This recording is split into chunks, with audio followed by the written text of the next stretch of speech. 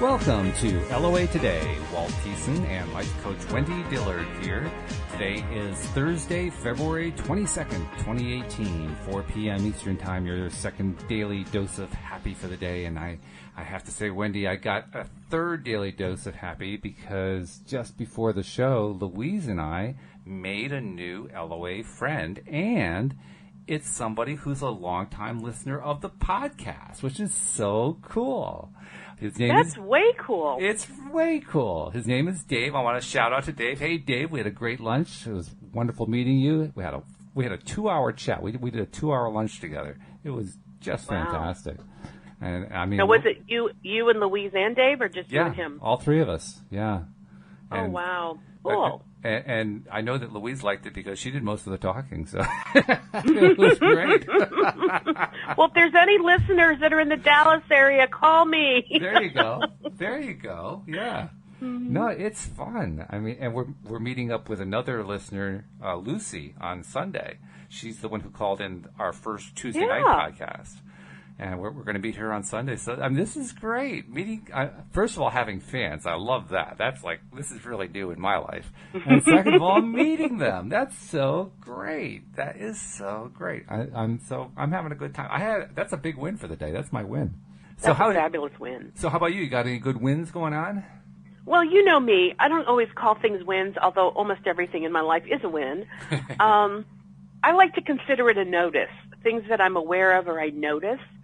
And before the show, you know, as I was getting my drink and getting ready to kind of settle in and go, okay, you know, show's on, I heard myself in my head sharing what I'm about to share. And I'm saying this from the perspective of, you know, I'm working on Project X, which is my wonderful experiment with all things law of attraction, and doing it deliberately. Right. And I focus on it continually. I mean, like, I can't even tell you how many times a day, because it's just there with me all the time, because it's something I really desire. Yeah. But what I recognize is that the path that I'm on to the fulfillment of Project X is staying in tune with my inner being, staying in tune with what's the next logical step, what's the next thing to do, or what's the next thing to focus on. And that to me is my part, because, you know, I think I shared last week where I'm such a doer. Come on, I want to do something. I was just really frustrated with not getting more instructions to do anything. And I really felt like my doing part is the focusing. And that came through to me loud and clear, that when a physical action is required, I'll receive it. And I'll know it, and I'll act on it. But until then, my job is to kind of sit back, relax, and chill, which is not a natural state for me, by the way. Not when I want something really bad. Yeah. But that, you know, I can de-stress and just trust and be in a state of trusting. So that's where I'm at with it all. So last night, it was really interesting that, you know, I got my mail, and there was, you know, of course, normal junk mail in there. And normally, I don't always open junk mail. When I can tell it's junk mail, I just put it in my pile to recycle. But instead, there was this one thing I knew was junk mail, but I opened it up. And there was a check for $500 if I buy blah, blah, blah. Right. And instead of throwing it away, I'm like, I'm going to hold on to this check. This is a symbol to me. And I put it on my kitchen counter, and I just went, I want to stare at this. It was a $500 check. And I'm like, you know what? More of these are coming in. Only they're going to be written out to me, cashable, and I don't have to, you know, not that I don't have to do anything for them, but they'll be for legitimate income. So a little while ago, when I was going down to pour my drink, what I heard in my head is this. I am seeking something that is so passionately exciting to me, and I really heard the word passionate in a really powerful way. It's like that's what my Project X is about, and I know I've not given away the details, but I felt like I could say this, that it's something that I'm really passionate about and is going to produce incredible income for me. And the two words, passion and income, were really bold within my spirit, if you will. And I was kind of asking my inner being, like, am I supposed to talk about this today? Because the timing of hearing those words was like 2 minutes before I called you, and I got a strong yes. Wow. And I'm like, what's the purpose of sharing it? And what I sensed was, because the unfolding is coming so much sooner, I mean, like, it's on its way. It's so on its way that the next logical step is to start defining it in these terms. It's something I'm really passionate about and will produce incredible income for me. Okay. And not that that's news to me, but I've not heard it in that way. And I got to tell you, receiving that from my inner being just a little while ago is really exciting. And it feels really good. And I've had a really wonderful awareness of how comfortable I have become in my knowing and in my trusting that it's on its way. And that I don't really have to do anything. It's on its way. And in saying that, I will say the journey from this scares the hell out of me to, oh my God, is it even possible, to I think it is, to, oh my goodness, I need to be in a greater state of trusting. Ooh, I didn't know I was in a non-state of trusting. To, okay, I'm trusting a bit. Okay, I'm trusting a lot. Oh, this is feeling pretty comfortable. Oh, this is good. I'm starting to feel really peaceful about this. Are you noticing, Walt, this almost seems like an Abraham rampage, but I didn't intend to see it, but it kind of is. Very much so, yeah. To where I am today, which is, I know it's on its way. I really know it's on its way. It's comfortable, and it feels good, and it feels right, and it feels real, and it feels as real as though I was given the closing date on my house. Wow. And I know that on such and such a date, you know, we'll sign the papers, and I walk away with my keys. I mean, that's how real this is feeling me now. Wow. That is a vast difference from where I was even a week ago. And I'm just noticing how it's spiraling in motion and in my feelings. Because yesterday we talked a lot on the show about our feelings and how important our feelings are to this whole process of law of attraction. And I realized that my feelings are now so engaged. It's not a what-if game anymore. It's not a, oh, I hope. It's a, oh, my feelings are involved. I'm invested in this, not with a place of, like, restriction and from that thing, but just I'm invested in that this is where I am. Kind of like I'm invested in living in the house that I live in. I love my house, and I do things to nurture my house, and I'm nurtured by my house because I'm invested. We work together. And that's how I feel with Project X. It's like there's a new phrase coming to me right now. We are merging and becoming one. And I got goosebumps when I say that. Ooh. Project X and I are merging. Wow. We're becoming one. Actually, you know what my favorite part of what you said there was? It was the part where you said that you found some resistance you didn't know about to let go of. That part is the part that really gets my attention. Maybe because I'm always looking for my own resistances till I let go of. But you found one, and you found it on your big, big project. And that's very cool. I mean, those are the ones that make all the difference when you let go of them. You know what's so funny? I don't remember saying that. You did, though. But I know whatever I said, you heard that. Yeah. That's cool. Yeah. That's cool.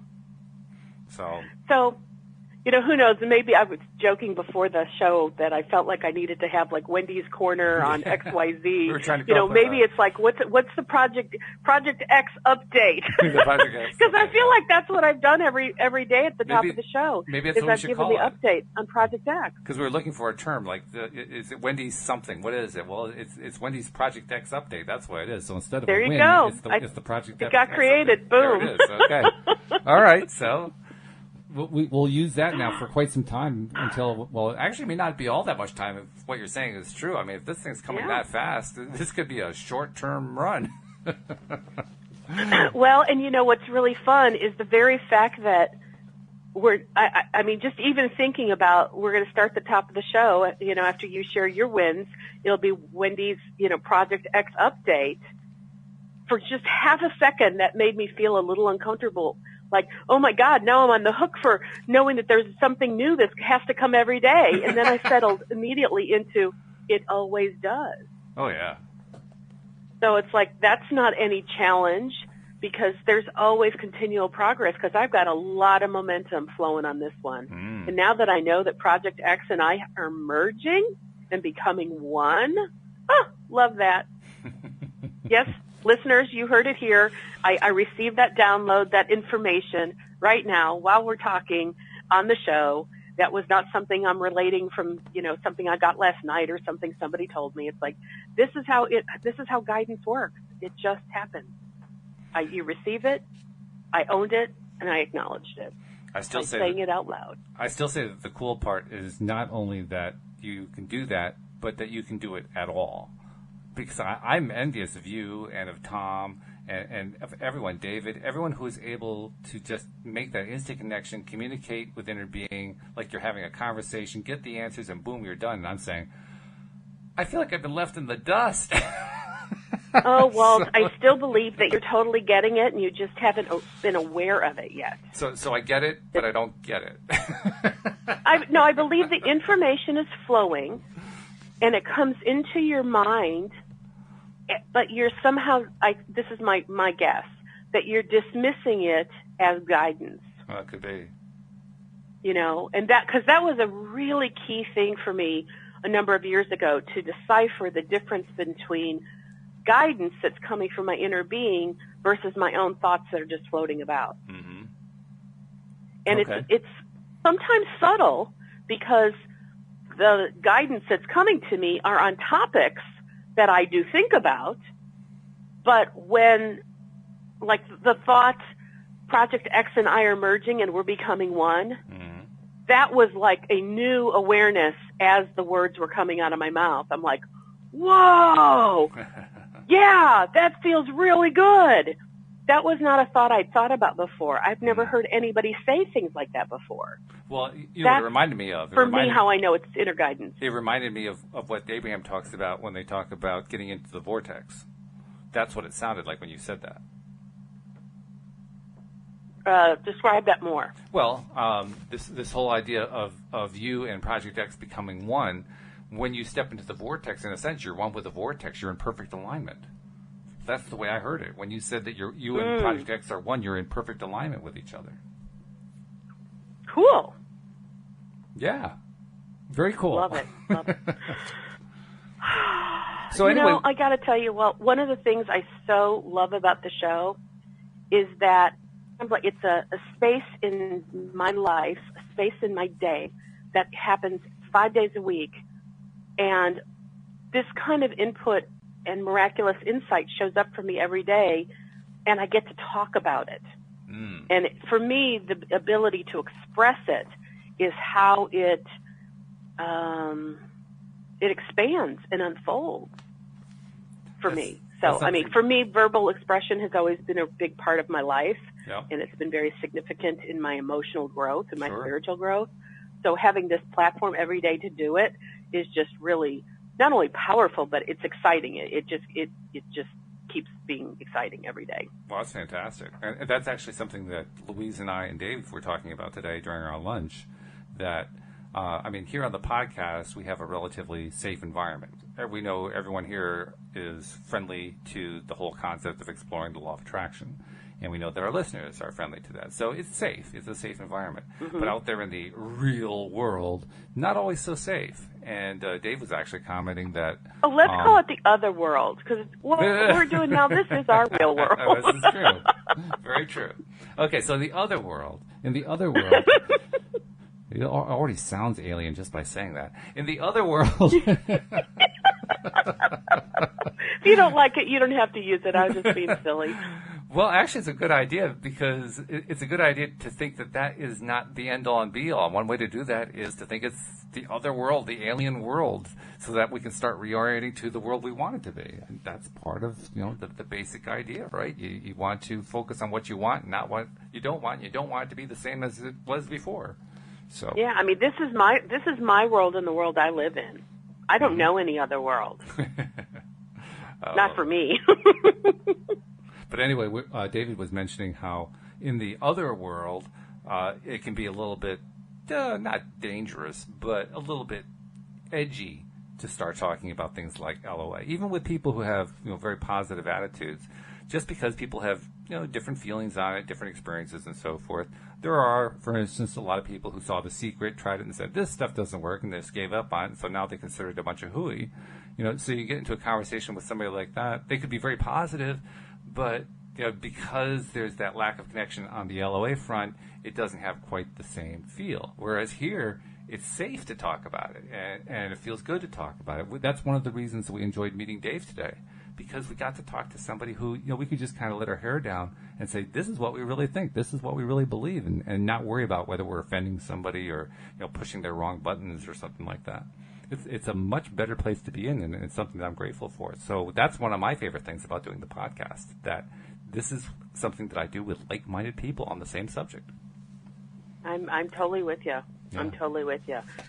Yeah, I mean, like-mindedness, really big thing for me. Really big thing. Yeah. So anyway, we are still working on, and we'll be working on for quite some time, because there's a lot of stuff in here, and we're doing it really, really carefully. The book, The Law of Attraction, The Basics of the Teachings of Abraham, which Wendy and I pretty much decided is the best primer out there on the whole subject, by Esther and Jerry Hicks, of course. We are in section 2, and we are on the subsection entitled, Can Attention to Medical Procedures Attract More? So I'll be Jerry and you be Abraham. Does that sound good? All righty. Okay, so here we go. Jerry says, currently there's a wide range of televised surgery going on. Do you see that sort of thing as increasing the amount of surgery that will actually occur per capita? In other words, when individuals observe televised and medical procedures, can they automatically become more of a vibrational match to the essence of medical procedures? And Abraham says, when you give your attention to something, your potential for attracting it is increased.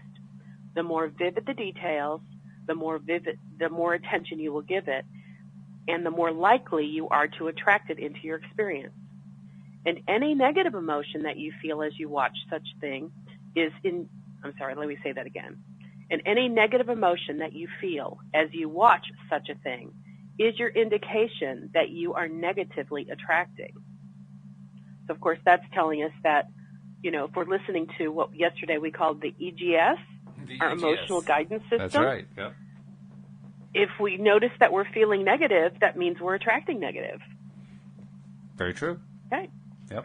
So then they go on and say, of course, the illness does not come upon you immediately, so you often do not take the correlation between your thoughts and your subsequent negative emotion and the resulting illness, but they are absolutely linked together. Your attention to anything is drawing it closer to you. Yeah. So there's a little bit of a flag going on there. Like red flag, red flag. Flag on the play. Yeah, right, flag on the play. So they say, fortunately, because of the buffer of time, and that's in italics, buffer of time, your thoughts do not become reality instantaneously.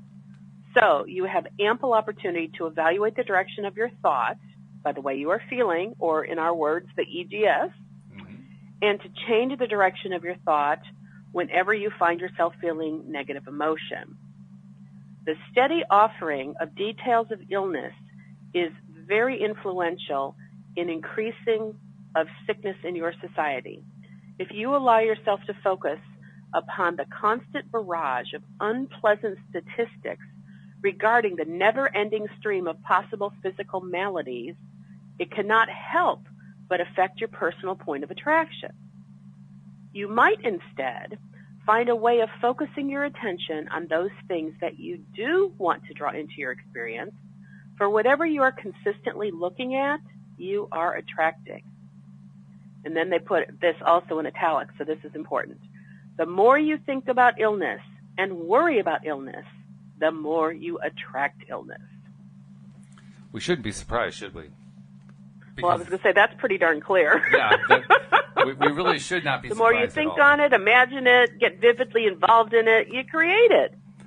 It's kind of reinforcing for me and a little bit comforting for me to know that I never liked doctor shows. And now I think that I was justified in not liking doctor shows and therefore not watching them.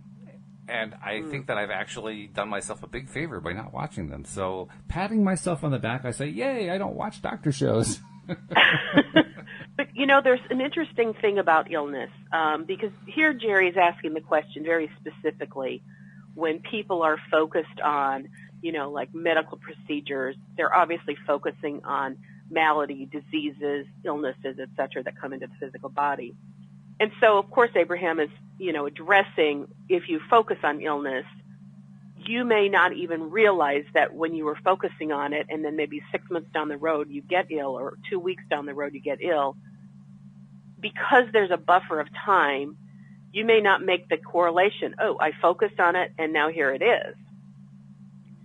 But there's another kind of illness that comes into our life that is a little less correlated, where a person can actually experience illness or something in their body that's negatively adverse to them, that didn't come because you thought upon illness itself. Do you know what I'm referring to? Not specifically. I'm waiting for you to kind of flesh it out. Okay.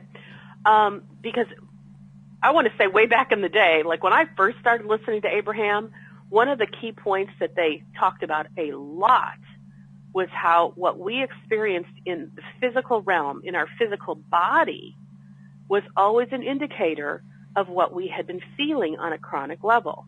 Now, I had to go, they use the word chronic all the time, and I had to go look it up. But like chronic basically means it's something that's so habitual, it's something that happens so consistently that for most times we're just not even, because it's that constant in our mind. Mm-hmm. But you don't have to think about catching a cold to catch a cold. You could get a cold for other reasons, because everything that shows up in our physical body is an indicator of some emotion, some feeling that's negative that has gone unchecked. Those are my words. Unchecked in that meaning we didn't know what to do with it, or we didn't recognize it, or we denied it, or we simply just went whatever and moved on. But every time we have negative emotions that don't get addressed, especially if you're thinking the same kind of negative thing over and over that causes a negative emotion, eventually it gets stored in your body somewhere. Now, do you know where I'm going with it? If not, that's okay. No, I get the drift of where you're going. I'm not quite sure what ultimate point you're trying to reach, but yeah, I get where you're going.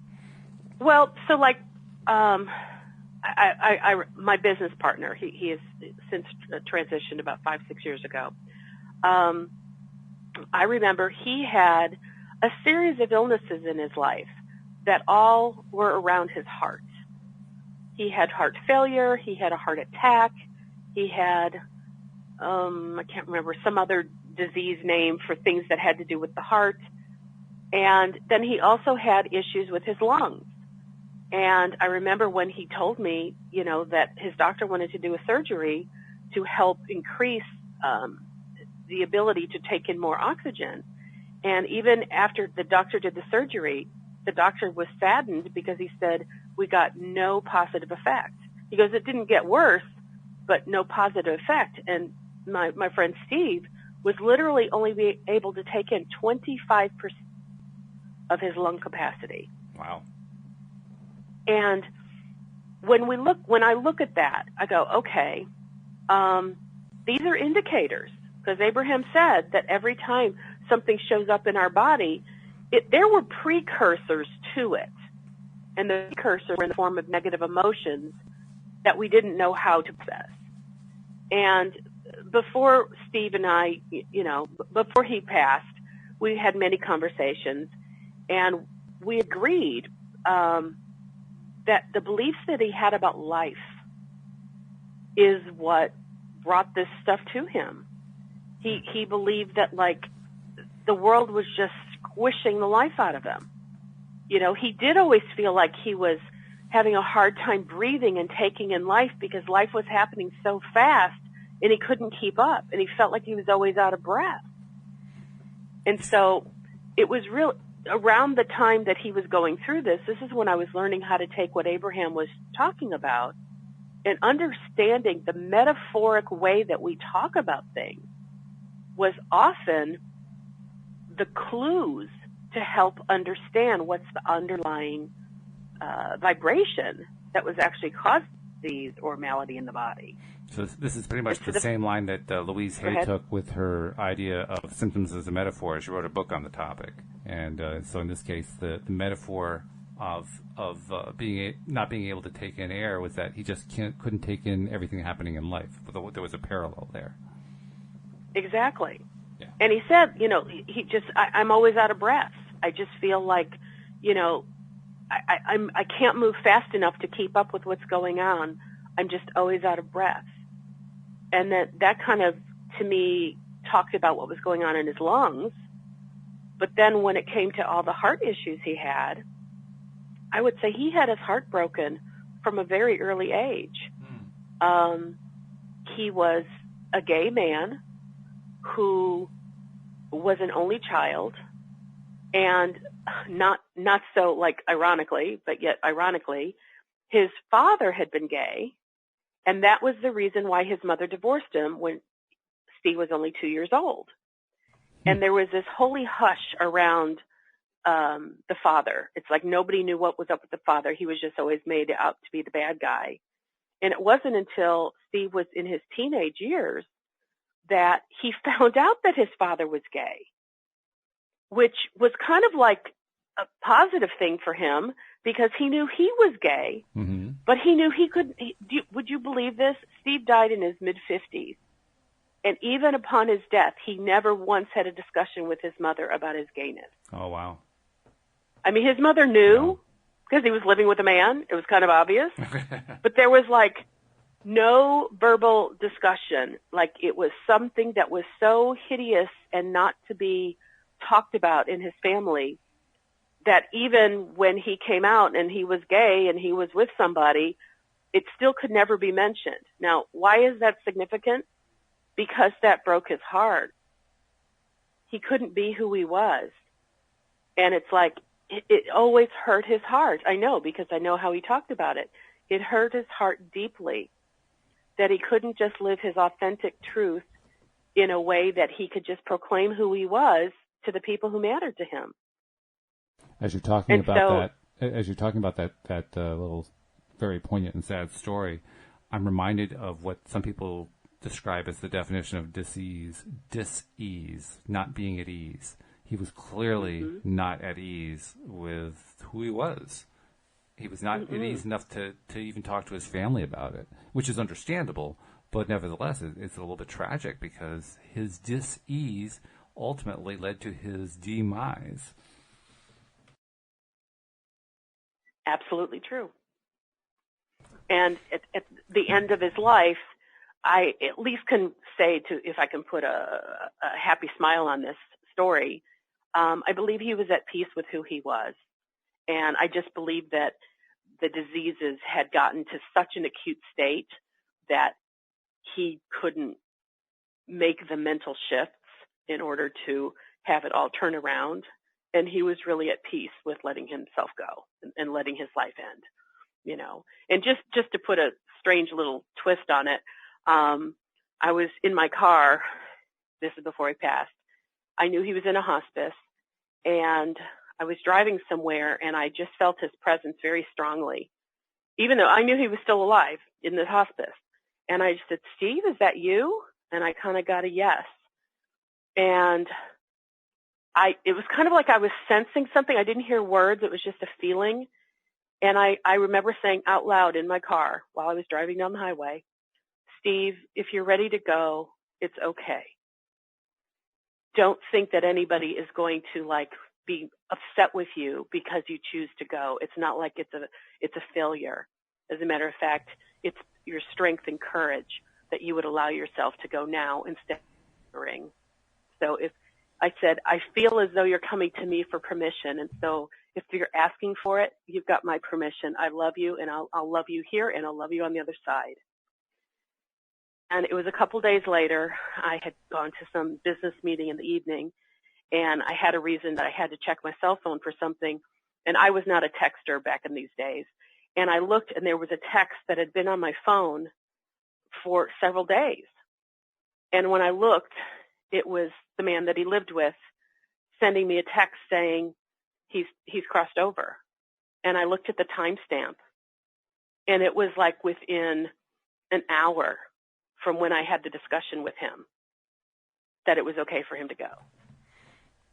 Which That's pretty powerful. To me was my confirmation that yes, we had that conversation, and I helped him cross over. And that was a beautiful part of it. And but I wanted to put a positive spin, if you can say that, on something like that, because I didn't want to just tell the story and have it sound dismal. Yeah, sure. Because yeah. it wasn't. Well, it was I think really there's a beautiful thing. There's also a very positive side to this. The very positive side is if this is what dis-ease leads to, we can simultaneously take it as a sort of a reverse model and imagine, well, what does ease lead to? Because if dis-ease leads to all of this stuff, some of which we may not want in our lives, well, then focusing on ease, that's going to lead us in pretty much the opposite direction. Ease is going to lead us to health. Ease is going to lead us to wealth. Ease is going to lead us to relationships. Ease is going to lead us to that happy, joyous life we've been looking for. Ease is going to lead us to all of it.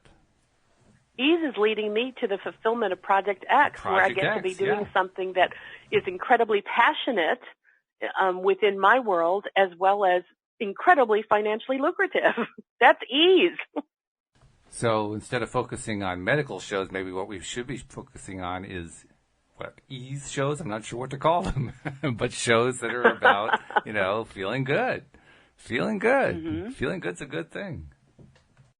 Yeah. I mean, Jerry's asking the question, if we focus more on medical stuff, does it mean we're going to bring more medical stuff into our life?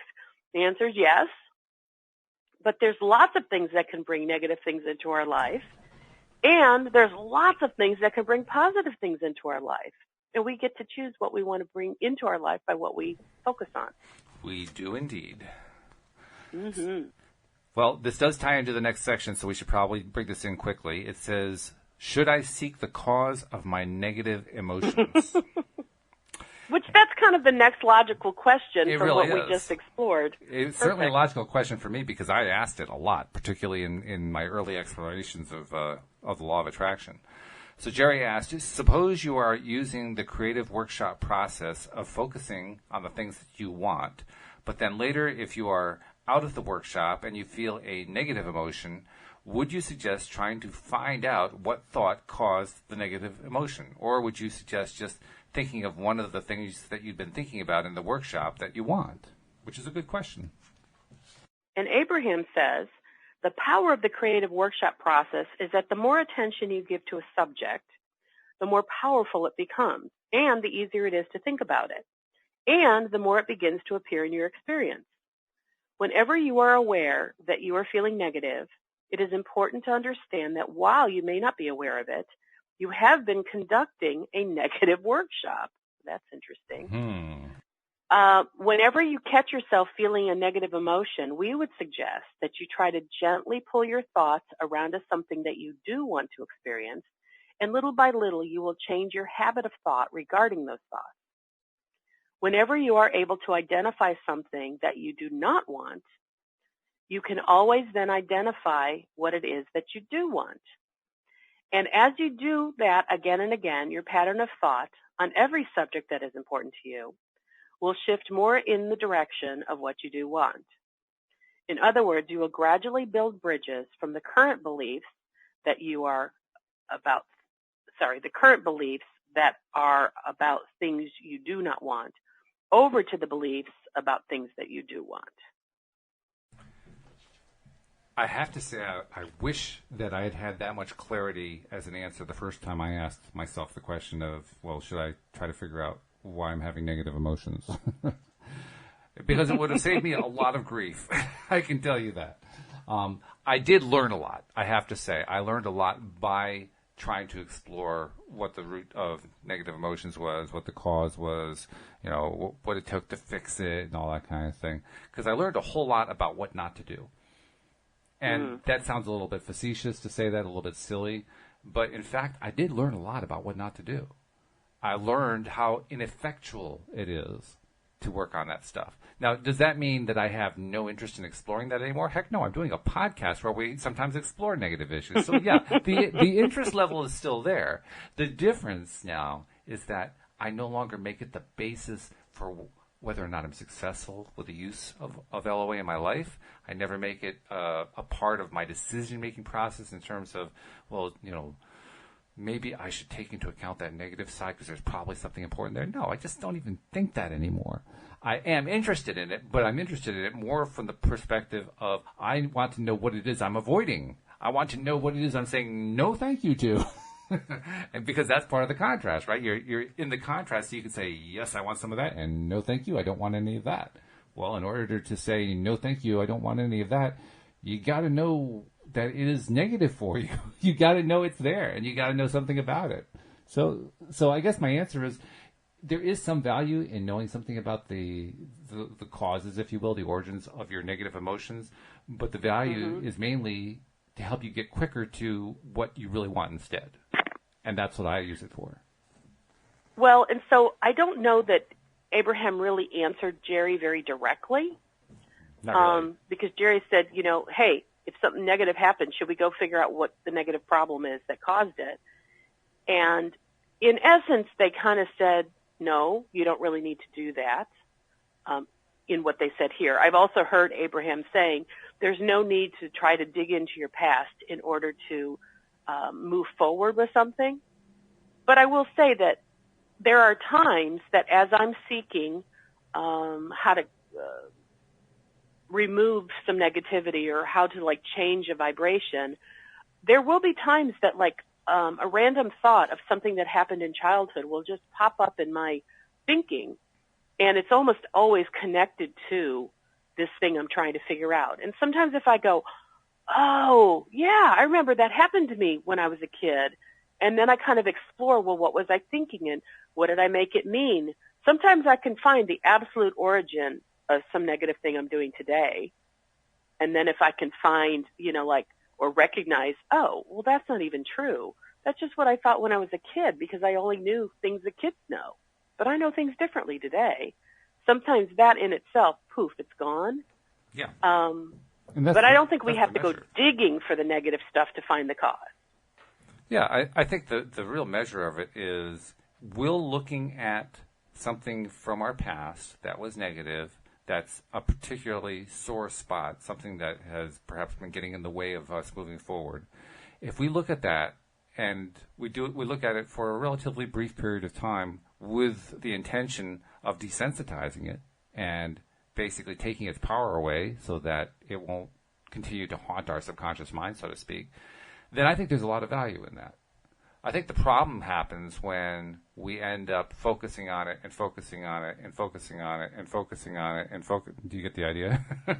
Where it's just continuous. And I've done it a million times, so I totally get it. Yeah, we all have. That's where it gets problematic. Now, what Abraham is talking about is if you're trying to attract a particular positive thing, something that you like, then you're really not serving yourself by focusing on the negative. And I agree with that.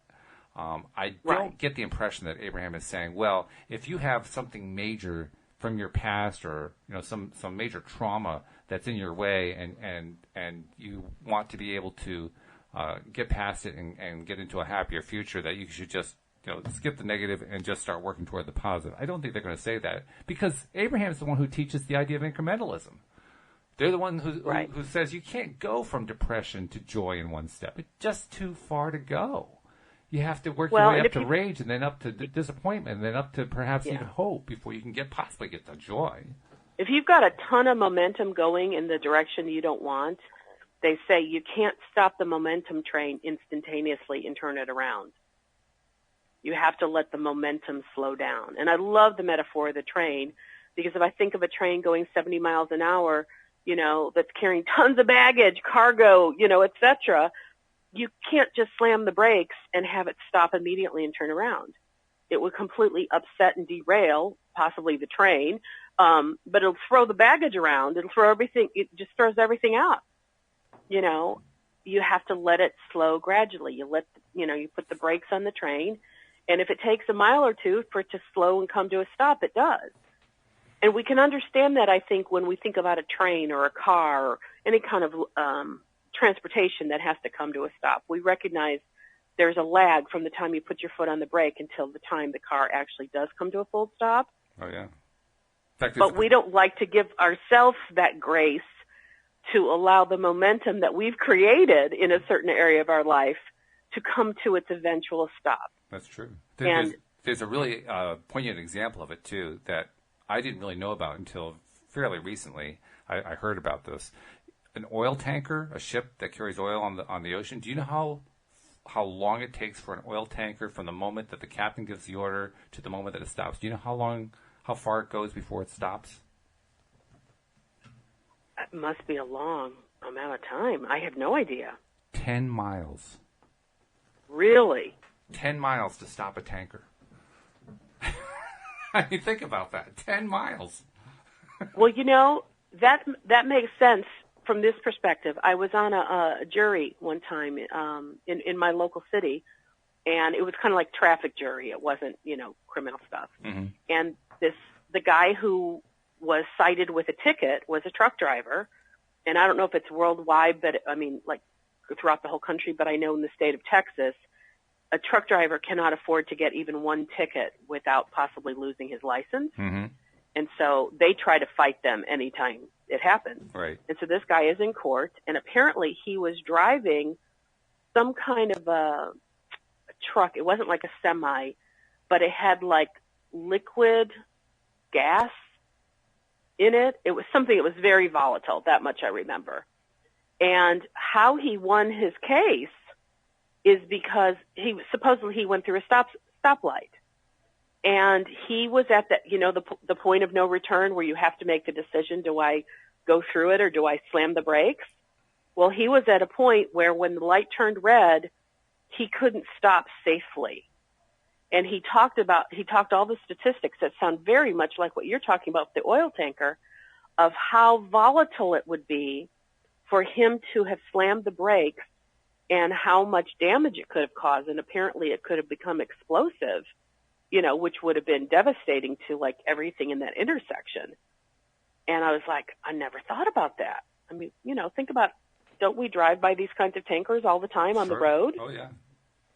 And we don't think about how volatile they are, but, that makes a really good case for law of attraction, that it takes time to slow the momentum in a way that is safe for you, your body, and everyone else concerned.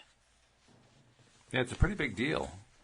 And it's one of the good reasons to look at this question about, should I seek the cause of my negative emotions? This is sort of the argument against, because the more time that we're spending focusing on those negative emotions is more time that we're working to build up that momentum that takes so long to slow down. Absolutely. Yeah. And I want to highlight this one sentence in the middle of this last paragraph. It says, whenever you are able to identify something that you do not want, you can always then identify what it is you do want.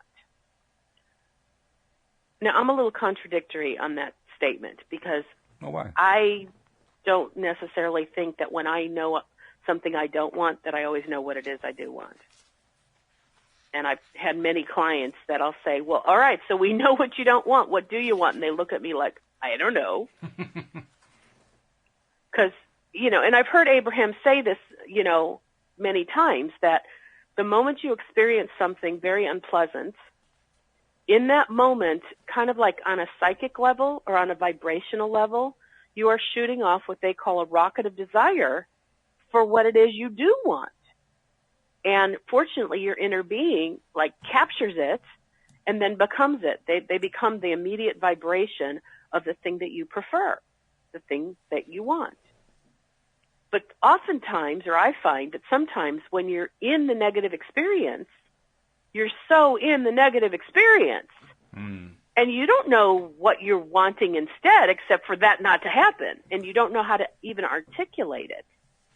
And so even though I know that on some level of your being, you know what it is you prefer, at least I believe that, I don't know that that means that in the moment you're experiencing something you don't want, you automatically know what it is consciously of what you do want. And sometimes I think it takes effort or time to really sit with it and go, what is it I really want? I mean, I'll give you an example that to me was like, it took me forever to understand this or to like have this even come into my own awareness. Like someone had been really rude to me and I just hung on to how ludicrous it was and how just cruel it was for this person to be rude. And I just kept milking how rude they were. Yeah. I couldn't see anything else except they're rude. And if you were to ask me, well, what is it you preferred? I'm like, well, for this to have not happened. But what I missed was the subtle nuance. What I was looking for was someone to be kind, which is not rude. What I wanted was not rude, but it took me a long time to find the words, oh, I wanted kindness. What I really wanted was kindness. Well, the good news is that we also do have, at least, like you said, we at least have the ability to say, well, I don't want that. Right. And it's not the same thing as saying, here's what I do want, but it is the first step in that direction. I think that's actually what Abraham is alluding to. That first step, now you have at least a path to figure out what it is that you do want. Even if you don't know it instantly, you have the path. It's there. And I would agree with that. I just wanted to make comment that, because like when I read that, the way I read it, it's like, okay, so now you know what you don't want. Boom. So now, of course, you know what you do want. And not quite that simple. Yeah, I don't really know it instantaneously all the time. You know, I think I'm much faster at it today, but even sometimes I'm like, okay, I know there's something that I'm wanting. I just can't tell what it is. I just know I don't want this. What I have found is that the words can be hard. Trying to identify what the words are of what it is that you want is the hard part. It's not that the idea of it isn't there. It's the wording of it. So, for instance, I'm going to make a ludicrous example. If you punch me in the nose, my instant reaction is I don't want you to punch me in the nose. But I also have a feeling like I want it to be a situation where you don't punch me in the nose. I haven't gotten it to the point yet where I can say, I want it to be that you respect my privacy. You respect that your fist shouldn't be hitting my nose, and you respect that, I want to feel good. And now all of a sudden the words are starting to come out. But the feeling is there. The feeling is there even before the words are there.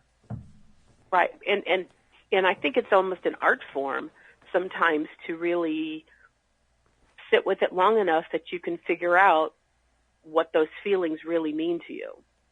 Yes. Yeah, because, I mean, there have been times I've been working on stuff where I clearly don't want the experiences that I'm having, but trying to figure out what it is that I really want sometimes takes some effort. And it's not as simple as just saying, I don't want to punch in the nose, so what do I want? I want to not be punched in the nose. Yeah. Because I don't even want to focus on not being punched in the nose, because obviously that's still focusing on being punched in the nose. There you go. Right.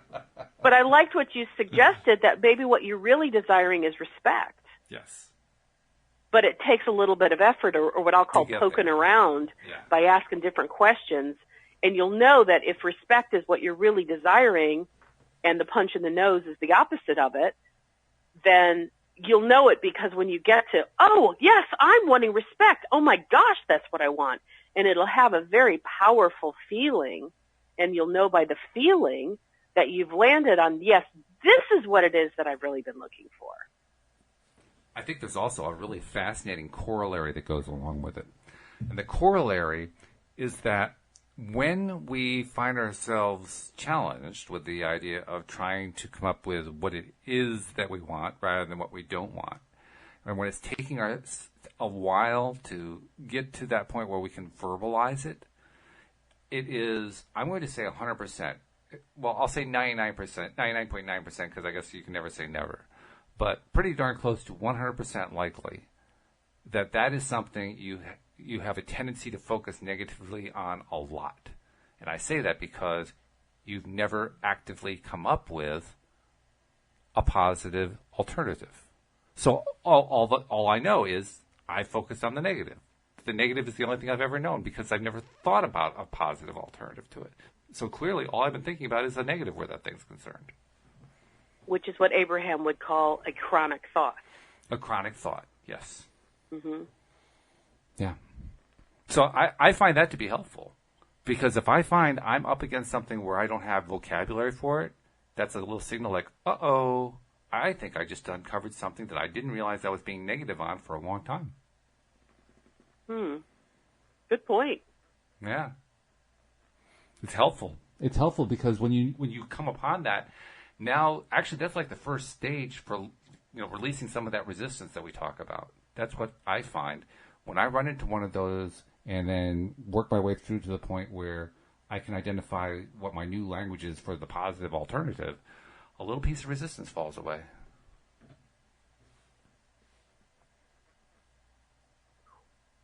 I don't know if that's what happens to you, but it happens to me. What that was making me think of is situations that, or I should say vibrational patterns that may have been instituted or originated when we were pre-verbal. So most of us are not talking before the age of 1. So if we picked up some vibration in our environment that was negative before we even had language, and then we continued to run that vibrational pattern into our adult life, and I'm saying this from personal experience, that when I encounter it, and I know, because now I know as an adult, I don't like how this feels, and I kind of start poking around at it to figure out, how I can clear this energy. I have found sometimes, I will say, it's like there's no utterance for this. It's like I can feel it. It has a distinct feeling and vibration. I get that piece, but I don't know what to call it. I don't even know where to go with it. Yeah. Oh, yeah. And again, I keep poking at it, and eventually I poke at it long enough, and I have come to the conclusion on a couple occasions, no wonder I had no words. I received this vibrational energy before I even could speak. I had no words for it back then. Yeah, very good point. Yeah. And then once I had that awareness, then it was like I was able to try to put words to it that were sort of like what I thought it felt like, and then eventually I could break it free. But it's interesting how we can pick up things even when we're pre-verbal that there are no words for because we're not speaking yet. You're right. We're not speaking yet, but the same rule also applies now when we're very verbal. I'm realizing that. In fact, we were talking earlier about communicating with the inner being, and you were saying, well, you're probably getting communications, you're just not realizing it. Here's one. Mm-hmm. I'll bet you this is one right here, what we're discussing. This whole idea of getting the feeling before we have the words. I'll bet you that's an impulse from inside. Like, are you saying right now in this very moment that was an impulse that came to you that feels like you resonate to that idea? Yeah. Yeah. And I think that's what happens each time now. I'm beginning to buy into this idea that I am getting these impulses. Well, if that's true, and if I'm just not recognizing them as impulses, I certainly recognize that as something I get a lot. I'll bet you that's what that is. I'll bet you're right. Woohoo! I found one, folks. I found one. So here you've been envious of your other co-hosts because you think that you've been left out, and you have never been left out. You just didn't recognize it. Well, now here's the real chance, or the real trick, rather. Can I remember it the next time? I think I probably will now, but... Of course you can, because here's what I do know about you.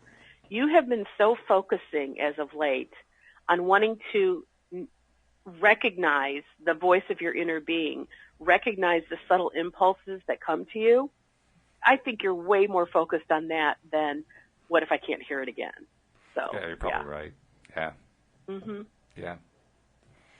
Well, I guess then... I mean, it's like, what do you put more attention on? Hearing that voice or blocking it? I'm getting more attention on the hearing it, that's for sure. Mm-hmm.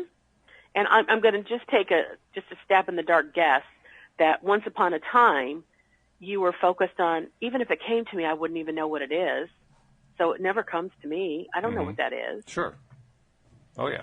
And it's really kind of exciting to know that you can have just a subtle shift based on your curiosity that will help to actually open you up to receiving the things that you didn't even know were possible or that you didn't think you specifically could have. Well, it's funny. It's both exciting and it's a little bit unnerving because now I have one less excuse. I can't make the excuse anymore, right? I can't make the excuse anymore that I'm not getting signals. Like, oh, yeah, that's right. I am. Rats. No more excuses. So what is it about having excuses that works for you? No, I have no idea. I think I have said that out of humor, but wow, yeah, I really don't know. I can't answer that. Does it feel a little bit daunting to know that, like, when you're capable of hearing your inner being, that now you're kind of on the hook, responsible for hearing your inner being? I guess. I don't really think of it as being more on the hook because I think I was on the hook all along. It's just, I think it's just getting used to the idea that I have been receiving it all along. And there's a certain discomfort because first I wasn't feeling like I'm receiving it, and now all of a sudden I'm shifting into, well, I guess I really was receiving it. Any kind of shift like that can be a little uncomfortable just because it's not familiar. You know, so it's going to become more familiar, I'm sure. But initially it's just a little bit it's a bit of a thing. It's a thing. That's what it is. It's a thing. Well, I mean, I know from my experience, I've certainly, I've had the concern that what if I miss it? What if my inner being's talking to me and I miss some really important I thought I'd been missing all of them, so I'm way past that. But you know what? The thing that totally encourages me is that I've heard Abraham say, inner being is calling us constantly. And it's kind of like if you miss one train, you'll catch the next one. And so if we miss the subtle, still voice that's being spoken within us on a regular basis, and there are too many environmental things that are just loud and clanging and we can't hear it, no big deal. There will be a moment of quietness and we'll receive it then. And that encourages me that I'm not going to miss it. That is good. Because I used to feel like, oh my God, what if the most important direction that ever comes to me in my whole life I miss? You know, then I'm screwed. My whole life is screwed. It's all over. But, you're done. Yeah. But knowing that the voice, you know, of my inner being is coming to me 24/7. It's like it's always being broadcast. Always, always, always. I can't miss it. It's like, oh, thanks. I mean, even for the person that seems as though they live from hardship to hardship, they're obviously, well, maybe not obvious, but they're not really hearing their inner voice with the guidance that is available to them. But you know what I like about hardship is eventually you have so much of it, eventually, hopefully, you'll get to the point that you go, I give up. I can't stand it anymore. And that's your inner being goes, that's what we've been waiting for. Yeah, right. The surrender Now part. we can talk. Yeah. Yeah, that's so true. It's all good. Yeah. It's totally all good. Well, one thing I do know about broadcasts, though, and that is unlike the inner being broadcasts, ours do come to an end, and we're about a minute and a quarter away from that. So we have to draw a line. We are? Yeah, it's that quick. It's amazing how it sneaks up on us. But I do want to take a moment to say, because we haven't done any of our commercial messages during this podcast, subscribe and share if you haven't done it. The instructions are right on the homepage, loatoday.net. Had an interesting question from Dave today. He wanted to know, how do you listen to the live podcast? Once again, the answer is the homepage of loatoday.net. How is it that you find out the instructions for connecting to us on the Zoom platform? As it turns out... wait. I think I know the answer. Oh. loatoday.net. There it is. My God. We have so much stuff on that homepage. It could take years for you to go through it. No, I'm just kidding. It's actually pretty easy. But please go to loatoday.net. You know, subscribe, share, and by the way, remember also the people who subscribe and keep listening, they're the ones who find out about how to get that free ebook that's coming out in a couple weeks. So something to look forward to. Wendy, it's been great. Let's do it again tomorrow. Let's. Mm-hmm. All right. And we'll invite you back as well here on LOA Today. Goodbye, everybody. Bye-bye now.